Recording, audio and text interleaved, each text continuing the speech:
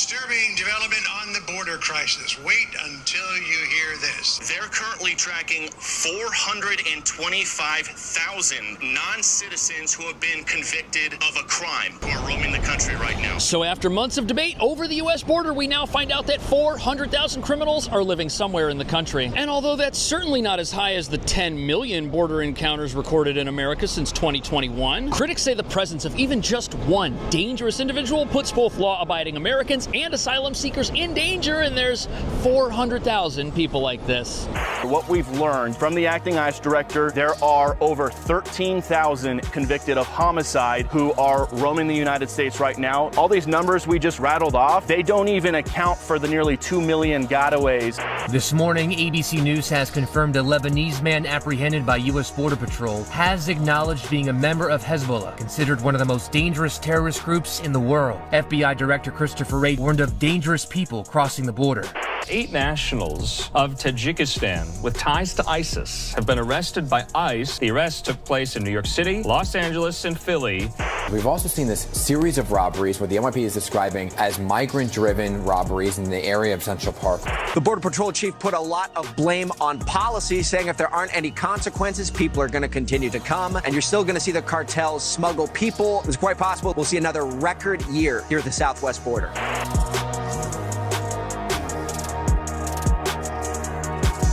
So of the 400,000 criminals currently living in America, 13,000 have been convicted of some very serious crimes. But what nobody's talking about is even though these numbers do not represent the vast majority of asylum seekers, the real number of convicts secretly roaming our country might be higher than anyone knows about, because these are just the people we know about, which is a massive problem for the country no matter how you look at it, as dangerous individuals cause issues for everyone regardless of where they're from. Yes, they put citizens and permanent residents in danger, but these criminals, they're also a danger to immigrant communities made up of asylum seekers. And in many cases, the people who've fled poverty are the ones being targeted first. And for months, we've heard reports of gang activity and potential extremists infiltrating sanctuary cities throughout America in an attempt to carry out dangerous acts or build and expand their criminal empires, which they can get help doing by recruiting disillusioned asylum seekers who may have come to a sanctuary city like New York, but instead of finding a brighter future, now find themselves living in tents down by the river, as the humanitarian industrial complex that makes money off their presence has no ability to connect them with the jobs they'll need to live on their own. But it's not just that dangerous criminals are preying upon asylum seekers. In many cases, we're now seeing crime spill out of sanctuary cities into working class neighborhoods outside of them, kind of like what's been happening in Aurora, Colorado, which reveals that after preying upon other immigrants, these crooks turn their attention to average Americans. And they're doing it while hiding out in sanctuary cities so they can evade federal immigration authorities for months on end. Which brings us to the real reason why we've now got an estimated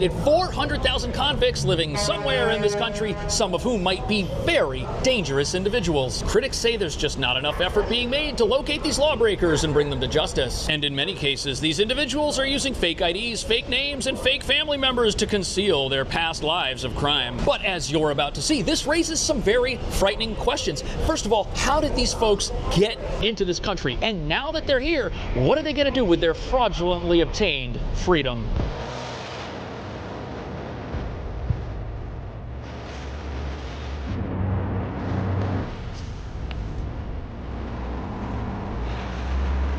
So obviously having 400,000 criminals living in your country somewhere, doing something, whereabouts unknown, that's a big issue. But the truly alarming thing about this recently obtained report is how many of these individuals have done something really, really bad. And what this means is local law enforcement throughout the country now has its work cut out for it. To set the stage here, let me just explain what these numbers mean.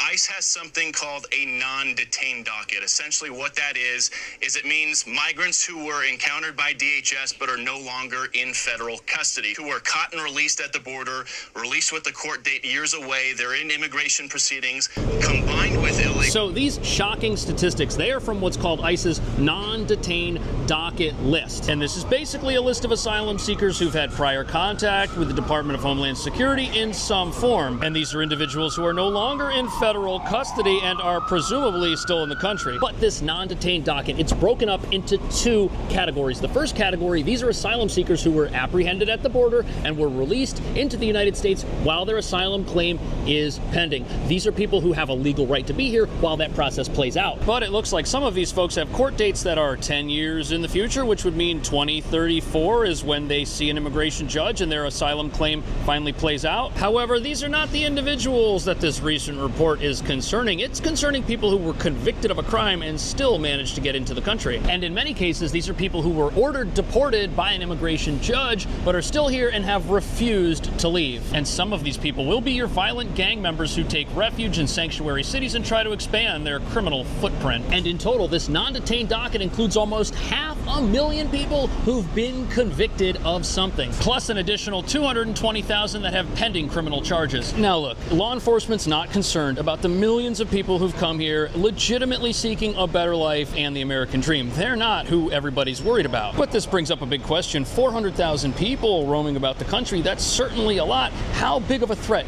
could this really be? Is this something that people should be alarmed about? And if it is, what is being done to keep everybody here safe, including legitimate asylum seekers? ICE recognizes that some jurisdictions are concerned that cooperating with federal immigration officials will erode trust with immigrant communities. However, sanctuary policies can end up shielding dangerous criminals who often victimize those same communities. I mean, that would appear to be from the... So in this country, we have law enforcement bodies whose job it is to find these people, locate them, and arrest them, possibly deport them. But in a sanctuary city like New York, that process is complicated. And since we don't allow our police to cooperate with the federal government, what that essentially does is it makes a sanctuary city a sanctuary for criminals. And that's because what most people fail to understand is that asylum seekers, they don't need refuge from a government agency who's looking for them. They're seeking asylum. They've got a legal right to reside in the country while their court case plays out. They don't need refuge from an immigration system that's out to get them. They're here whether New York is a sanctuary city or not. And asylum seekers are just as free to reside in New York as they would be in Texas or any other state because they are parolees of a federal court. And what that means is this idea of a sanctuary city only benefits people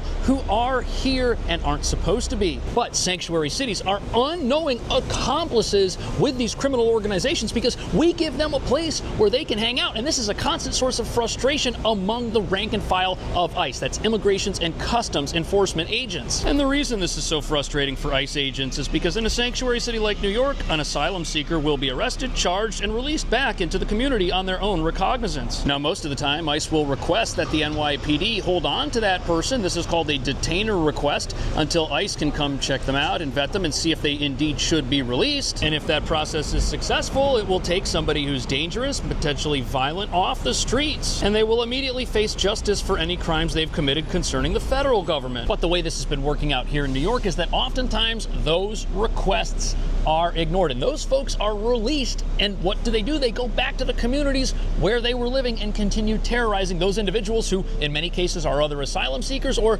now are even middle-income and low-income neighborhoods in America. But it doesn't stop there, because when an ICE detainer request is ignored, ICE can still go and pick somebody up. Doesn't matter if they're in a sanctuary city or not, but they've got to do it on the streets where that person's free. That could result in potential bystanders getting injured, or it could result in agents getting injured, when in the past, systems used to be in place before sanctuary cities where the bad guys would be waiting around in handcuffs to get picked up. But now the opposite of that is what's happening.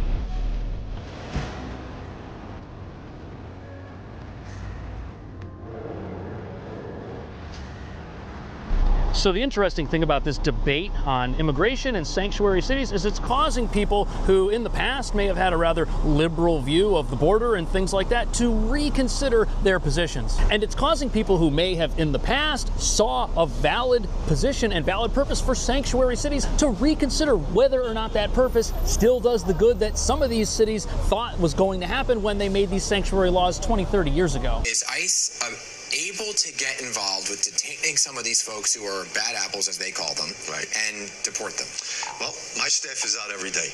We're out in the public, in the community, trying to remove these public safety threats from our communities. The issue, obviously, that we face is we need the cooperation and collaboration with our law enforcement partners here in the city, specifically NYPD.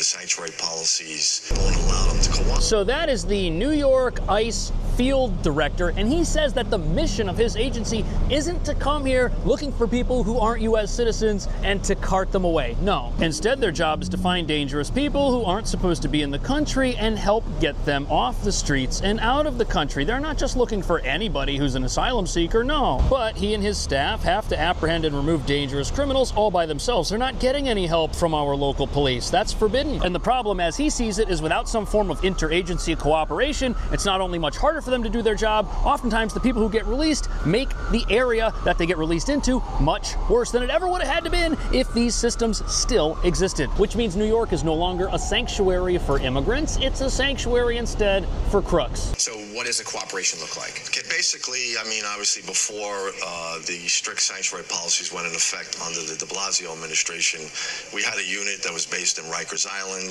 that would vet foreign-born individuals once they finished with their time, and they determined whether or not they were amenable to proceedings.